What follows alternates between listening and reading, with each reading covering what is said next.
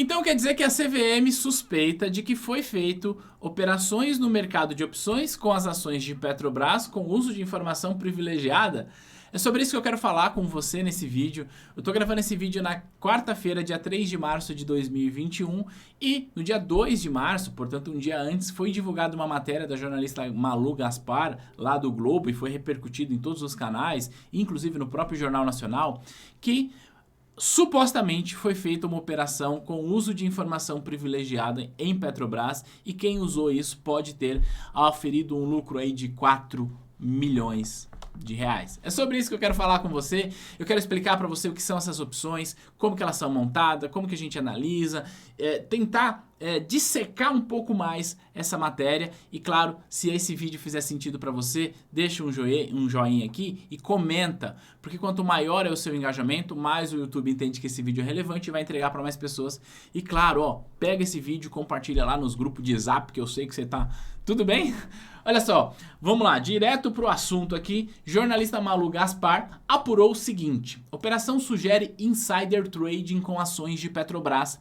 Insider trading é um crime contra o sistema financeiro. Eu vou inclusive falar das possíveis penas para quem comete esse crime, até porque se você acompanha o nosso canal, você está estudando, já estudou para alguma certificação no mercado financeiro, e essa certificação cobra sobre o seu conhecimento sobre insider e quais são eventualmente as penalidades previstas. Vamos lá. Então vou falar sobre isso. Ela vem falando aqui pra gente que nem todo mundo tomou prejuízo com as ações de Petrobras, e isso é verdade, né? O fato das ações terem caído não representa necessariamente que você teve prejuízo, porque elas podem se recuperar. Aliás, Petro já se recuperou um pouco aí, tá? Mas o que eu quero falar não é sobre isso, eu quero falar sobre esse insider trading que apurou a jornalista, sobre o lucro de 18 milhões e não 4, como eu falei no começo desse vídeo, né? Então vamos lá. Eu vou trazer pra você o seguinte, ó. Ela traz Petro N265, tá? Que é a opção que foi negociada. E aí, ela vai falar um pouco mais sobre isso, mas antes eu quero que você me acompanhe na linha do tempo, tá? A linha do tempo aqui é a seguinte. No dia 18 de março, a quinta-feira, às 16 horas e 45 minutos, segundo a agenda oficial do Palácio do Planalto, o presidente da República, o Jair Bolsonaro, se reuniu com os ministros Bento Albuquerque, de Minas e Energia, com Paulo Guedes, da Economia, Tarcísio Freitas, da Infraestrutura, e além de Luiz Eduardo Ramos, responsável pela articulação política, e o Walter Braga, que é o ministro da Casa Civil, além do general Augusto Heleno, que é o ministro de Segurança Institucional. Tudo bem? Então, foi feita essa reunião, rotineira ali, e essa reunião terminou às 17 horas e 15 minutos, tá? Depois ela vai falar aqui sobre a live, mas antes de falar sobre a live, eu quero dizer para você o seguinte, ó.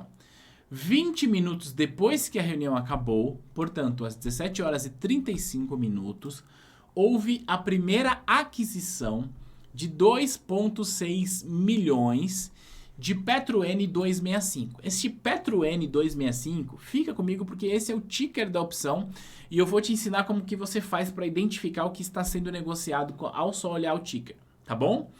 Então, foi feito o primeiro lote de 2,6. Em mais 9 minutos, às 17 horas e 44, foi feita mais uma compra de 1,4 milhão de títulos. Portanto, juntas, as operações foram 4 milhões. Então, um investidor comprou 4 milhões de opções de Petro N265. Não significa que ele pagou 4 milhões, porque segundo a matéria, inclusive, cada opção estava sendo vendida a 4 centavos. Então, 4 milhões vezes 4 centavos foi o investimento que foi feito para entrar nessa operação. A gente vai ver isso com números e fazer cálculo daqui a pouco. E aí, olha só, no mesmo dia, às 19 horas, portanto, primeiro veio a reunião, depois veio essas operações e às 19 horas veio a live do presidente Jair Bolsonaro, que ele faz toda quinta-feira, certo? E aí ele disse o seguinte na live: alguma coisa vai acontecer na Petrobras nos próximos dias. Foi isso que ele falou. E eu quis fazer isso para dizer o seguinte, falar sobre isso para dizer o seguinte: a partir do momento que o presidente da República vem a público na sua live e diz assim: alguma coisa vai acontecer na Petrobras nos próximos dias, isso já provoca um ânimo nos investidores e algumas pessoas podem usar essa informação, eventualmente acertando o viés, ter algum lucro com essa informação. Mas isso não é informação privilegiada, porque essa informação já se tornou pública. Tudo bem? Então, o que a gente pode discutir é razoável o presidente da República fazer live e na sua live falar que vai ter mudança na Petrobras? Não, isso não é razoável. Mas esse não é o objetivo desse vídeo aqui, tudo bem? Mas eu só quero separar as coisas. Antes das 19 horas, quem operou isso talvez fez com informação privilegiada. Depois das 19, depois da live, não é mais informação privilegiada. Todo mundo tem acesso. Você pode não ter visto, mas é uma informação pública, tá bom? Beleza. Por que o presidente Jair Bolsonaro falou isso? Na sexta-feira as ações de Petrobras caíram um pouco, tudo bem, mas ainda ninguém sabia o que ia acontecer. Aí no final do dia da sexta-feira foi anunciado então a demissão do presidente Roberto Castello Branco, que até então ainda é o presidente da Petrobras, né? Tá com a saída prevista para o dia 20 de março, e para assumir o general Joaquim de Silva Luna, beleza? Aí, por conta disso, o mercado interpretou que isso seria uma interferência do governo na estatal, e aí na segunda-feira as ações caíram, tá? De R$ 27,00 para 21. E aí ela ainda escreve assim, ó, só naquele dia a Petrobras perdeu 28,2 bilhões de reais em valor de mercado. Mas quem tinha Petro N265 faturou alto. É isso que ela quer dizer aqui. Bom, antes de eu ir para explicar isso, é importante fazer um adendo, né? É verdade que as ações caíram, é verdade, até trouxe o gráfico aqui que mostra esse movimento, né? Ela saiu daqui e veio para cá, né? Sim, é verdade. E a gente fala, a Petrobras perdeu. Na verdade ela não perdeu, tá? Por quê? A empresa continua lá, os ativos estão lá. O que acontece é que o preço de tela diminuiu. Tudo bem? E aí, já tá aqui, ó, deu uma recuperada e tá ali andando de lado desde então. Mas o fato é o seguinte, isso é comum na vida das empresas, né? Empresa listada em bolsa. O preço vai diminuindo, vai caindo, ele pode se recuperar ao longo do tempo. Então a gente não pode dizer que, olha, a Petrobras perdeu 28 bilhões de reais, foi jogado fora 20... Não foi. As ações estão lá, a empresa está lá. Quem vendeu as ações com um valor menor, de fato, teve seu prejuízo. Mas quem não vendeu pode recuperar isso ao longo do tempo. Então é importante a gente ter essa leitura, tá? É uma desvalorização significativa, chama a atenção do mercado, sim. É importante a gente olhar para isso, mas não significa dizer que, meu Deus, a Petrobras perdeu 28 bilhões. E agora? Como que ela vai recuperar isso? Não, ela não perdeu, beleza? Mas vamos lá. Seguindo aqui, eu trouxe uma planilha de Excel para a gente fazer isso junto, para a gente construir ela junto, e eu vou trazendo para você cada um dos conceitos de opções, e aí você vai entender o eventual lucro que essa pessoa ou essas pessoas tiveram. Antes da gente montar aqui essa parte, eu quero explicar um conceito para você sobre opções. Existem dois tipos de opções, que são as opções de compra e de venda, tá bom? Se eu tenho uma opção de compra, eu tenho o direito de comprar um ativo previamente negociado a um preço que eu acordei, tá? Então vamos supor que eu tenho uma opção de comprar Petrobras por R$20. Exemplo. Quando chegar o vencimento desta opção, eu posso comprar esta ação de Petrobras por R$20, independente de quanto ela esteja sendo negociada. E se eu tenho uma opção de venda, eu tenho o direito de vender Petrobras por um preço previamente estabelecido, independente do quanto ela esteja sendo negociada. Por enquanto, se você ficar com esses dois conceitos, já vai te ajudar a entender. Aí, a gente vai entender o seguinte, as opções, elas são negociadas diariamente na bolsa e elas vencem sempre às terceiras segundas-feiras de cada mês, tá? Sempre às terceiras segundas-feiras de cada mês. E aí, excepcionalmente em fevereiro, venceu na quarta, porque se a gente pegar aqui, ó, fevereiro, primeira segunda foi dia 1º, depois dia 8, 15 e 22. Imagino eu que por conta do carnaval, se a gente vem aqui no site da B3, ela fala pra gente, o calendário de vencimento diz opções sobre as ações e opção de índice. Fevereiro, vencimento dia 22. Mas se a gente olha os demais, sempre aqui, ó, opções dia 18, março. Quando que vence março, ó? Vence no dia 15. Se a gente pegar aqui dia 15 de março, ó, 15 de março. Tá aqui, 1, 2, 3, a terceira segunda-feira. Tudo bem? Então sempre a terceira segunda-feira de cada mês, mas em fevereiro, imagino que por conta do carnaval teve essa mudança. Tudo bem? Como que eu faço então para identificar que tipo de opção que é, quando que ela vence e qual que é o valor que aquele ativo vai ser negociado lá no vencimento. É isso que eu quero explicar para você antes da gente montar. Então, olha só, se é uma opção de compra e vence em janeiro, o código de identificação dela será A. Se é uma opção de compra e vence em fevereiro, o código de identificação dela será B. Se é compra e vence em março, será C e assim sucessivamente até chegar em dezembro com a letrinha L, tá bom? Acabou dezembro, acabou a opção de compra, a gente vai falar da opção de venda. Se é uma opção de venda que vence em janeiro, o código de identificação será a letra M. Se é uma opção de venda que vence em fevereiro, o código será a letra N. Se é uma opção de venda que vence em março, a opção será O, e assim sucessivamente até chegar lá no vencimento X. Então, o que eu quero dizer para você é o seguinte, essa letra que está aqui, ela vai identificar para a gente o tipo de opção e quando vence. Mas antes de eu falar da letra, vamos falar sobre o código inteiro. O código de opção ele é composto por as quatro primeiras letras. Essas quatro primeiras letras, melhor dizendo, elas representam um ativo objeto que eu estou negociando. Portanto, neste caso, as ações de Petrobras, tá bom? Agora, quando vence, que tipo de opção é? Eu vou olhar aqui, ó. No caso, eu tenho a letra N. O que a letra N está dizendo para a gente, tem duas informações aqui. Primeiro, que é uma opção de venda e que vence no mês de fevereiro, tá bom? E aí, depois eu vou ter sempre um número. Esse número, ele, na maioria das vezes, ele reflete o valor do strike da opção. O strike é o valor do exercício da opção. O valor do exercício é por quanto, neste caso, o ativo será vendido. Então, neste caso, ele está indicando para a gente o seguinte, essa opção de PetroN 265 é uma opção de venda de Petrobras com vencimento em 22 de fevereiro e eu tenho o direito de vender isso a R$ 26,50. Então, já vou colocar aqui, ó, no strike, R$ 26,50. O que significa?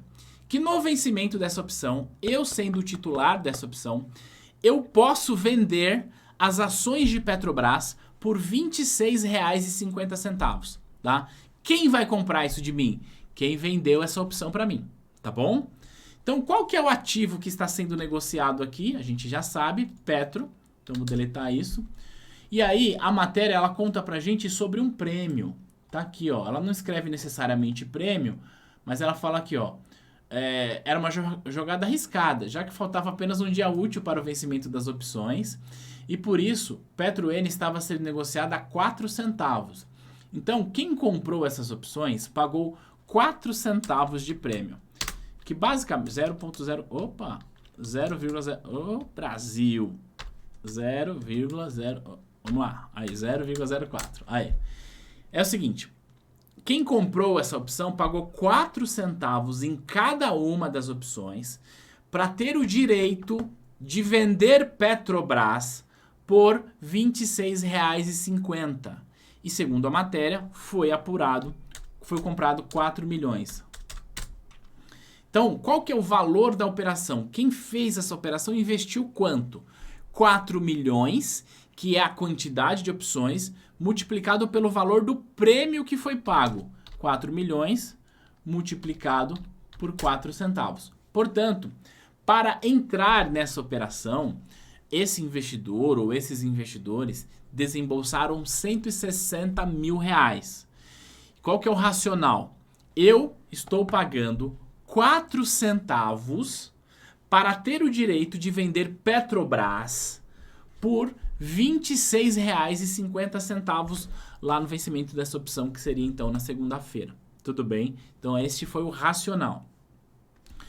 Só que é o seguinte, quando a gente vai ver o preço do ativo objeto, no momento da compra, se a gente voltar aqui neste gráfico, no dia 18, que quando foi negociado, aqui eu vou pegar este preço. Ela estava ali, ó, 28,60. Não, aqui já é abertura de mercado. Aqui, eu vou pegar aqui, ó. Às 17 horas e 30 minutos, Petrobras estava sendo negociada a R$ 29,09, tá? Então, quem comprou, o ativo estava sendo negociado a R$ 29,09. E aí, olha só. No momento da compra, isso é o que a gente chama de opção fora do dinheiro. opção out the money. Basicamente é uma opção que está fora do dinheiro. No momento da compra, o sujeito pagou 4 centavos para ter o direito de vender uma coisa por R$ 26,50.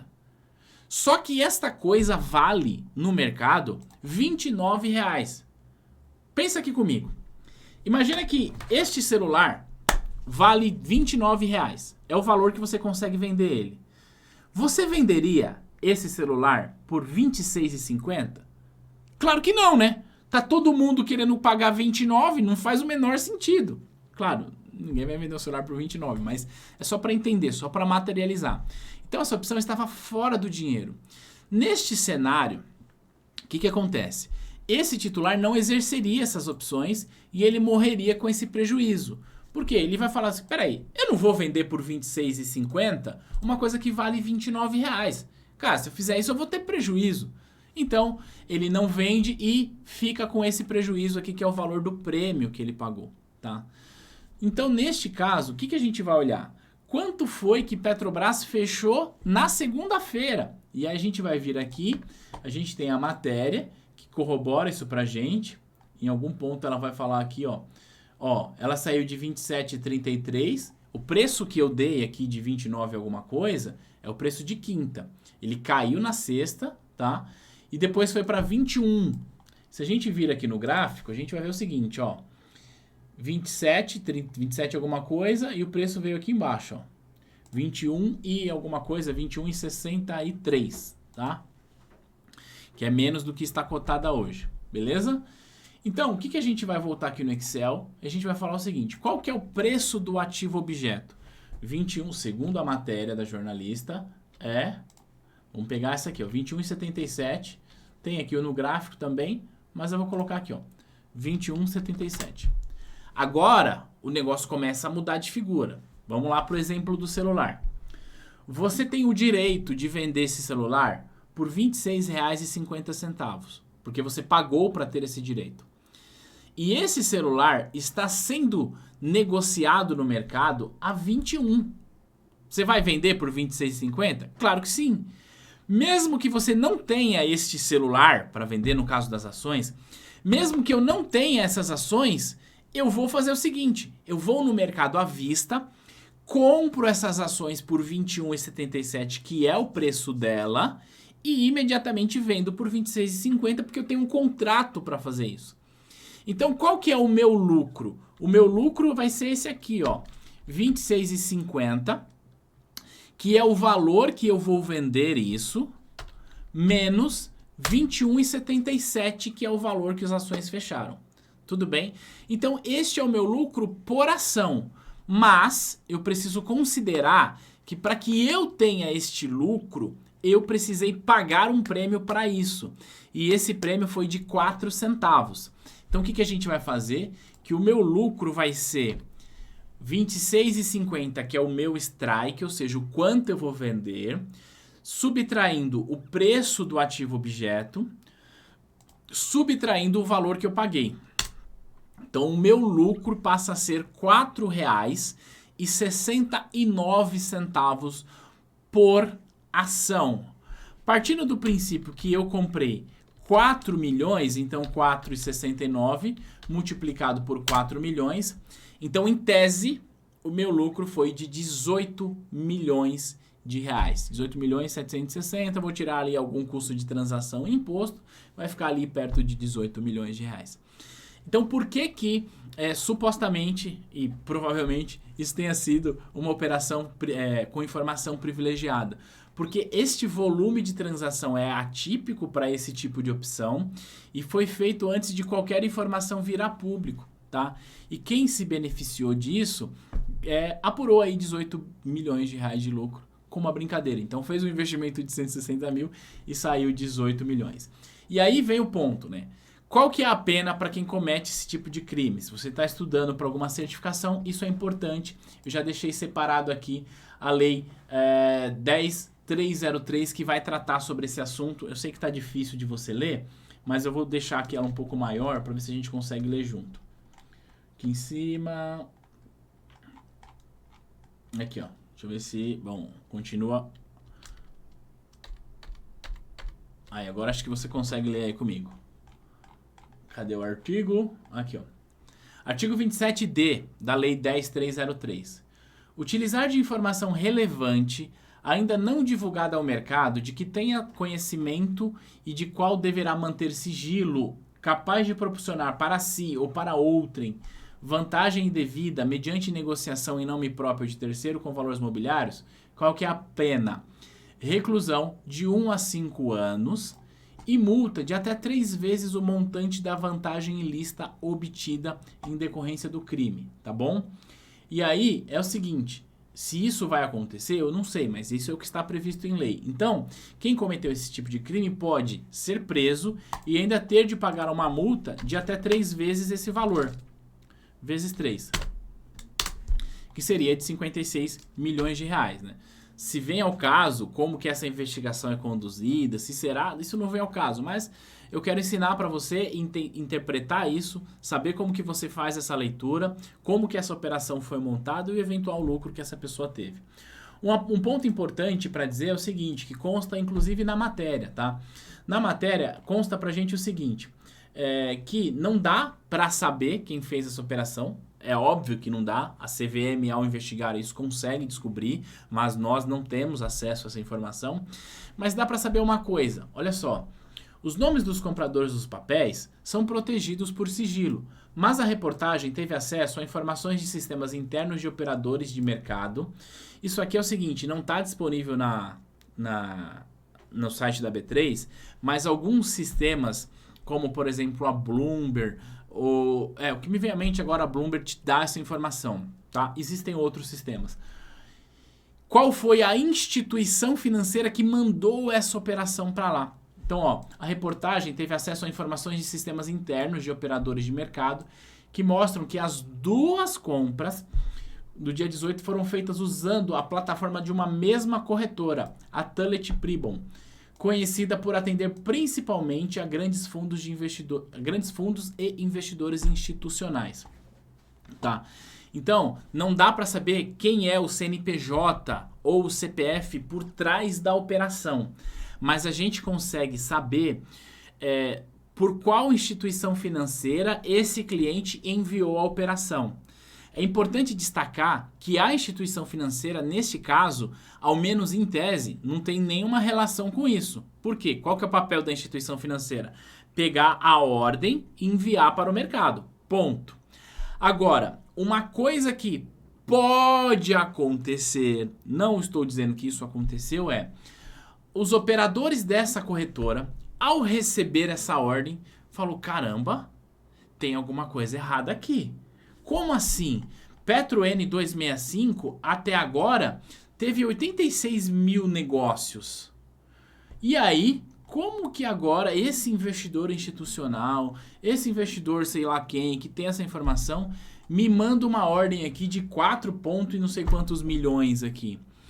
Já sei, eu, operador, vou entrar no mercado comprando essas opções aí também, porque tem uma informação aí que eu não sei. Eu vou correr na frente dele e me beneficiar com isso. Não estou dizendo que isso aconteceu, tá? Isso aqui é coisa da minha cabeça para ajudar você a entender um outro crime contra o sistema financeiro que é chamado front runner. Que é quando o operador de mercado corre na frente para se beneficiar de um movimento. Ele não tem a informação privilegiada, mas um cliente envia uma ordem e fala, opa, esse cara aí mandou uma ordem de 4 milhões de opções. Vou fazer o seguinte, eu vou comprar aqui para mim, vou comprar aqui para minha instituição e depois eu executo a ordem dele.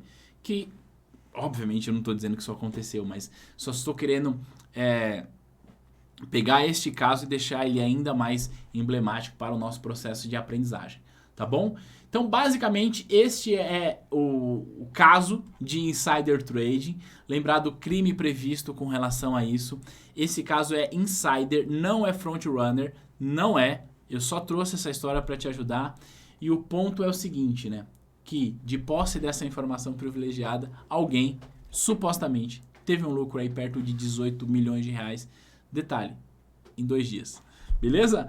Mas o lance é o seguinte, eu queria saber se você gostou desse vídeo, se ele fez sentido, deixa aqui um comentário e, claro, divulga esse vídeo para mais pessoas, coloca lá no grupo do Zap para que a galera entenda exatamente o que o Jornal Nacional estava querendo dizer com essa operação. E se você tiver qualquer dúvida, pode deixar aqui nos comentários que a gente vai debater sobre esse assunto. Eu te vejo no próximo material. Um grande beijo. Tchau!